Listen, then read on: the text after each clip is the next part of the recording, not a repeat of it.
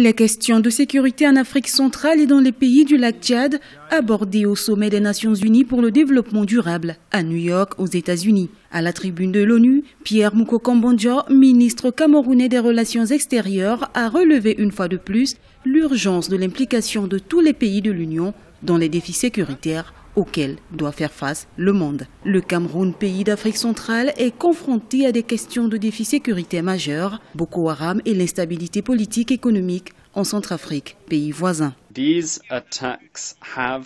Le nombre de personnes réfugiées du fait de la menace Boko Haram et la situation sécuritaire en Centrafrique se comptent aujourd'hui par centaines. C'est la responsabilité de tous de prendre aujourd'hui au sérieux le problème sécuritaire au Nigeria, en Afrique centrale et dans les pays du lac Tchad. Mon pays, le Cameroun, est résolu à respecter ses engagements vis-à-vis des Nations Unies en ce qui concerne les droits de l'homme.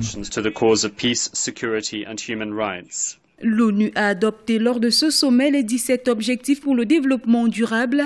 Ces objectifs, qui entreront en vigueur le 1er janvier 2016, devraient à terme permettre à 169 États d'amorcer la voie de l'émergence.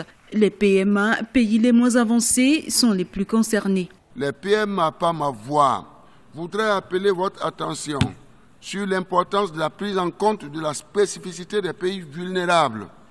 En cette veille de la 21e conférence des parties à la Convention cadre des Nations Unies sur les changements climatiques qui aura lieu à Paris en décembre 2015, la prise en compte des priorités des États dans les stratégies d'impulsion du développement des PMA doit être le socle de toute action future. Les pays les moins avancés doivent, selon le président béninois Boni Yayi, prendre des mesures pour favoriser la bonne gouvernance et lutter contre la corruption. Il s'agit là d'un préalable pour la mise en place d'une économie compétitive et la promotion d'un secteur privé fort.